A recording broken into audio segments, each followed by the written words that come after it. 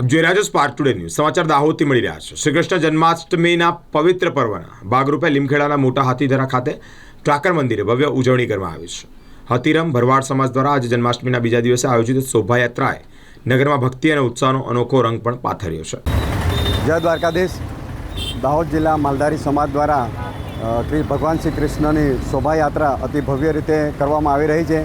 ઠાકર મંદિર હાથીધરાથી આ શોભાયાત્રાનું પરિભ્રમણ પૂરા લીમખેડામાં થઈ રહ્યું છે અને આ શોભાયાત્રામાં વિવિધ સાંસ્કૃતિક પ્રવૃત્તિઓ પણ રજૂ કરવામાં આવી છે।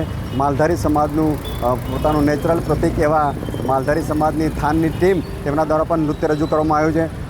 ભરવાડ માલધારી સમાજની અંદર છોકરો દ્વારા પણ નૃત્ય કરવામાં આવ્યું છે। વિવિધ ટીમો દ્વારા મટકી ફોડ જેવી ટીમો દ્વારા પણ લીમખેડા પૂરા નગરની અંદર વિવિધ પ્રકારની મટકી ફોડ કાર્યક્રમ તથા વિવિધ પ્રકારની સાંસ્કૃતિક પ્રોગ્રામ સાથે પૂરા લીમખેડાથી પરિભ્રમણ કરીને ફરીથી ઠાકર દ્વારા આ મંદિરે આ શોભાનું સમાપન થશે, જ્યાં મહાપ્રસાદી લઈ અને સૌ યુવાનો વડીલો છૂટા પડશે। જય દ્વારકાધીશ। ચાલુ કરું। જય ઠાકર। અમારા જન્માષ્ટમીનો મહોત્સવ દાહોદ જિલ્લાનો ઠાકર દ્વારાથી અમે ધામધૂમથી ઠાકરની યાત્રા અમે કાઢી હતી। એ પૂરા લીમખેડામાં પરિભ્રમણ કરી અને ફરી પ્રસ્થાન અમારા ઠાકર મંદિરે પૂર્ણાહુતિ થશે।